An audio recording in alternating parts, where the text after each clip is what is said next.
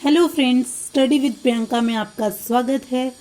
आज मैं आपको कराऊंगी cubic crystals and number of atoms per unit cells, यानी कि types of cubic crystals and number of atoms per unit cell.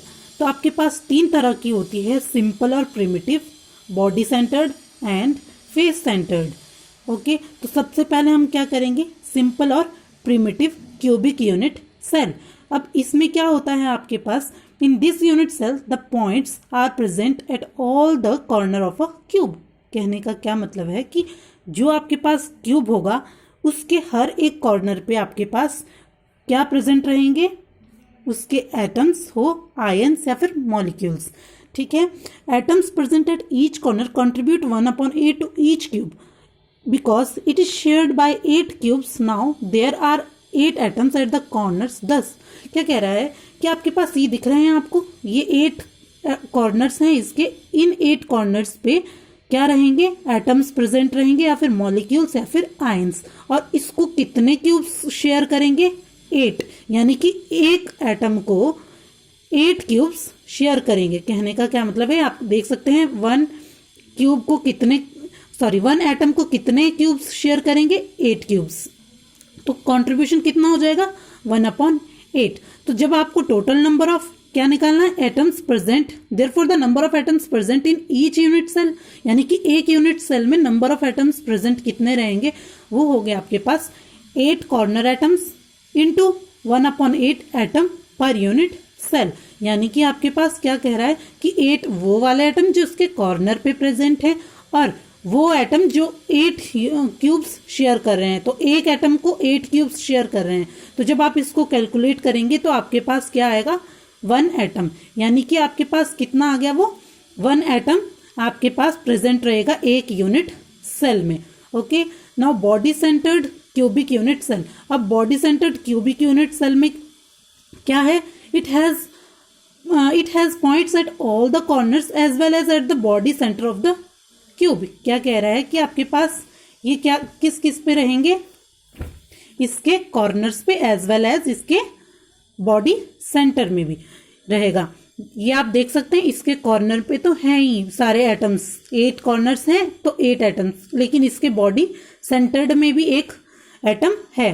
तो it is clear from that figure that there are 8 atoms at the corner and each shared by 8 unit cell, so that the contribution of each atom at corner is 1/8। Same जैसे आपने पीछे में पढ़ा था, जो corner में है जो एटम, यानी कि एक एटम को कितनी क्यूब्स शेयर कर रही हैं, 8, यानी कि तो उस एक का कंट्रीब्यूशन क्या रहेगा, 1/8। लेकिन जो ये सेंटर में है इसको कोई भी शेयर नहीं करेगा। In addition, there is 1 atom in the body of the center which is not shared by any other cube। तो इसको क्या कर रहा है, कोई भी एटम शेयर नहीं कर रहा है। तो thus the number of atoms present at the corners per unit cell क्या हो जाएगा, 8 corner atom multiply by 8 atom per unit cell which is equals to 8 into 1/8 which is equals to 1 आ जाएगा। Therefore the तो number of atoms, ये तो आपके पास क्या गए, कॉर्नर वाले जो शेयर कर रहा था। अब एक एटम आपके पास कहाँ पे है, सेंटर में भी है। तो the number of atoms present at the centre वो क्या है, 1। देयरफॉर टोटल नंबर कितना हो गया, एक। तो ये जो आपने कैलकुलेट करके निकाला एक सेंटर में कितना हो गया, 2, यानी कि total number of atoms in BCC वो कितना हो गया, 1 + 1 is equals to 2। Third one आपके पास है face centred cubic unit cell. This is also called cubic closed packed unit cell, या इसको आप FCC भी बोलते हैं एंड CCP भी बोलते हैं। ठीक है, it has points at all the corners as well as at the centre of the each of the 6 faces. क्या कह रहा है, इसके जो आपके पास एटम्स रहेंगे वो सारे कॉर्नर्स पे तो रहेंगे ही, साथ के साथ इसके हर एक फेस पे भी एक एटम रहेगा। यानी कि आपके पास 8 एटम्स तो कॉर्नर पे रहेंगे और क्यूब के 6 फेसेस पे भी एक एक एटम रहेगा। It is clear that atom present at each corner contributes 1/8 to each cube. यानी कि वही एक जो कॉर्नर पे आपके पास जो एटम है उसको क्या कर रहा है, 8 क्यूब शेयर कर रहे हैं उस कॉर्नर वाले एटम को। because it is shared by 8 cubes. In addition, there are 6 atoms at the faces of the cube, यानी कि 6 atoms कहाँ पे उसके faces पे है cube, and each is shared by 2 unit cells. यार एक फेस पे जो एटम है उसको कितनी यूनिट सेल शेयर कर रही हैं? 2. यानी कि एक जो फेस पे एटम है उसको कितनी यूनिट सेल शेयर कर रही हैं? 2. thus therefore the contribution of each atom at the face per unit cell क्या हो जाएगा? वो 1/2. यानी कि फेस पे क्या एक एटम को कितने? 2. यानी कि 1/2 हो जाएगा. thus the number of atoms present at the corners per unit cell कितना हो जाएगा? 8 corner atoms into 1/8 atom per unit cell which is equals to हो जाएगा 8 into 1/8 is equals to 1.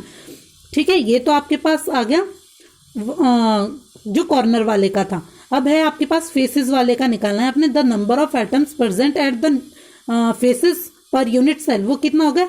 6 atoms at the faces into 1/2 atom per unit cell. यानी कि 6 atoms जो आपके faces पे हैं और एक एटम को कितने शेयर कर रहे हैं? क्यूब 2 फेसेस वाले को. तो 1/2 एटम पर यूनिट सेल वो आ जाएगा 6 into 1/2 which is equals to 3. तो टोटल कितना आ जाएगा? एक तो आपका कॉर्नर वाले का. तो therefore the total number of atoms in CCP और FCC अरेंजमेंट वो क्या आ जाएगा? 1 प्लस 3 इज इक्वल्स टू 4. अब आपके पास इसी का ही मैंने एक टेबल बनाया है. ये आपके पास यूनिट सेल है. Number of atoms at corners, number of atoms at faces, number of atoms in centre and total. सबसे पहले यूनिट सेल में आपके पास क्या आ जाएगा? सिंपल क्यूबिक और प्रिमिटिव सेल. तो इसके नंबर ऑफ एटम्स कॉर्नर पे कितने थे? 8. और एक एटम को कितने क्यूब शेयर कर रहे थे? 8. तो कितना हो गया? ये आपके पास 8 into 1/8. Number of atoms at faces क्या था? 0. और number of atoms at in centre भी कितना था? 0. तो टोटल कितना हो गया? 1. बॉडी सेंटर्ड में आपके पास कितना रहेगा? देखो बॉडी सेंटर्ड क्यूबिक में number of atoms at corner कितने थे? 8 ही थे. एक कॉर्नर एटम को 8 क्यूब्स शेयर कर रही थी. तो number of atoms at faces भी कितना था? 0. जबकि number of atoms in centre कितना था? 1. तो आपके पास जब इसको कैलकुलेट करेंगे तो 1 + 1 is equals to 2. Face centred cubic आपके पास क्या रहेगा? Number of atoms at corner 8 into 1/8. Number of atoms at faces 6 थे आपके पास, जिसको एक एटम को 2 फेसेस 2 क्यूब्स शेयर कर रहे थे. तो इसको कैलकुलेट करके आपके पास टोटल नंबर ऑफ कितना आ जाएगा? 4. देखो ये क्वेश्चन बहुत बार रिपीट हुआ है आपके टेट के एग्जाम में भी और TGT में भी कि आपके पास सिंपल क्यूबिक या फिर बॉडी सेंटर्ड या फेस सेंटर्ड में नंबर ऑफ यूनिट सेल्स क्या होते हैं, नंबर ऑफ एटम्स क्या होते हैं पर यूनिट सेल क्या होते हैं. तो ये क्वेश्चन बहुत बार रिपीट हुआ है. तो आपके पास सिंपल और प्रिमिटिव में 1 होता है, बॉडी सेंटर्ड में 2 होता है एंड फेस सेंटर्ड में 4 होता है. इसी के साथ मैं आपको इसका रेडियस भी बता देती हूँ क्योंकि इस पे बेस्ड कई बार न्यूमेरिकल आ जाते हैं. जैसे आपके पास यूनिट सेल है, distance nearest neighbour and radius. तो सिंपल क्यूबिक का जो आपका डिस्टेंस होता है वो क्या होता है? A एंड इसका रेडियस क्या रहेगा? A/2. A क्या है? एक डिस्टेंस है. ठीक है. फेस सेंटर्ड क्यूबिक में क्या रहेगा? A/√2. और इसको जब आप कैलकुलेट करेंगे तो ये आ जाएगा 0.707 A. और रेडियस क्या रहेगा? A/2√2. और इसको जब कैलकुलेट करेंगे आप तो आपके पास आ जाएगा 0.3535 A. बॉडी सेंटर्ड क्यूबिक में जब आप इसका डिस्टेंस क्या है? √3/2A और 0.866 A.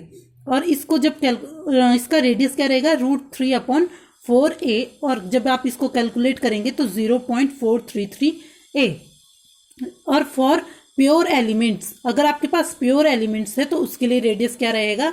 D/2.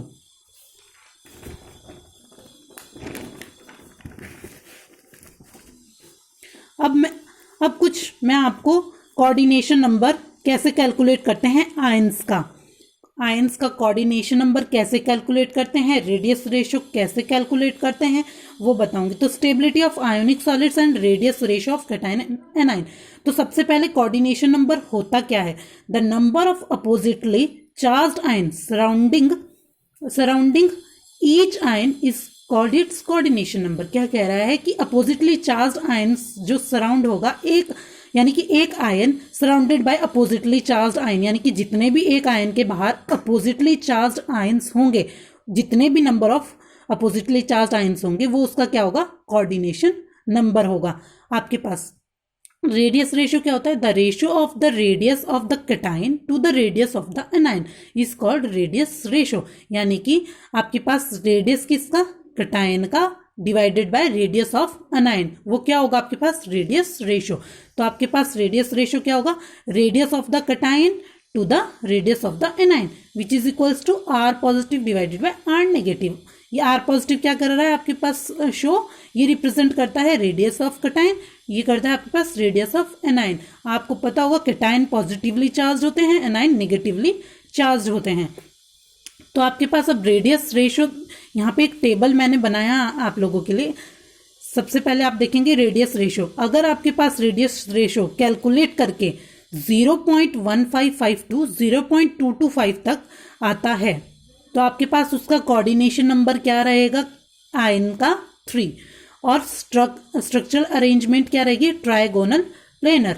स्ट्रक्चरल टाइप क्या रहेगा, B2O3। ठीक है, ये कुछ एग्जांपल है B2O3। और अगर रेडियस रेशियो आपके पास क्या रहता है 0.225 से 0.414, तो आपके पास कोऑर्डिनेशन नंबर क्या होगा आयन का, 4, और स्ट्रक्चरल अरेंजमेंट क्या रहेगी, टेट्राहेड्रल, और स्ट्रक्चरल टाइप क्या रहेगा, ZnS की तरह, यानी कि जिंक सल्फेट। अब आपके पास क्या आ जाएगा, रेडियस रेशियो अगर 0.414 से 0.732 तक आपके पास कैलकुलेट इसके बीच में रहता है तो आपके पास कोऑर्डिनेशन नंबर क्या होगा, 6।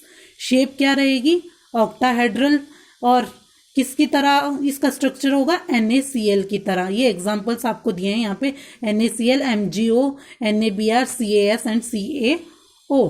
और अगर आपके पास रेडियस रेशियो 0.732 से 1.1 तक रहता है तो आपके पास कोऑर्डिनेशन नंबर क्या होगा, 8 रहेगा, और स्ट्रक्चरल अरेंजमेंट क्या होगी, क्यूबिक होगी, और स्ट्रक्चरल टाइप क्या रहेगा, CsCl की तरह। इसके भी कुछ एग्जांपल है, CsCi, CsBr and TiBr, NH4Br। अब आपके पास इसी पे बेस्ड एक न्यूमेरिकल है, ये आप देख सकते हैं, न्यूमेरिकल है आपके पास, ये रहा। The radius of Na positive ion is 95 pm and that of Cl negative ion is 181। Predict whether the coordination number of Na positive ion is 6 और 4, यानी कि आपको निकालना है कि Na पॉजिटिव आयन का जो कोऑर्डिनेशन नंबर है क्या वो 6 और 4 है, इन दोनों में से कोई एक होगा, ये आपको निकालना है। तो आपको पता है रेडियस ऑफ Na पॉजिटिव आपको गिवन है 95 pm, radius of Cl negative ion given है आपको 181। अभी रेडियस रेशियो का फॉर्मूला क्या बताया था, कैटायन डिवाइडेड बाय एनायन, यानी कि R Na positive divided bye R Cl negative. तो 95 डिवाइडेड बाय 181, यानी कि जो भी कैलकुलेट करके आ रहा है 0.524। अब हम देखेंगे टेबल पे आपके पास 0.254 कहाँ किसके बीच में बिलोंग कर रहा है, ये आपके पास इसके और इसके बीच में बिलोंग कर रहा है, यानी कि कोऑर्डिनेशन नंबर क्या होगा, 6 होगा। शेप क्या होगी, ऑक्टाहेड्रल। ठीक है, स्ट्रक्चरल टाइप क्या होगा, NaCl, यानी कि फिर आप क्या लिखेंगे, thus the radius ratio lies between 0.414 to 0.732. Hence Na positive ion prefer to occupy octahedral holes having coordination number 6. So friends, आज के लिए इतना ही। आई होप आपको मेरी वीडियो पसंद आ रही है। Please like, subscribe and share.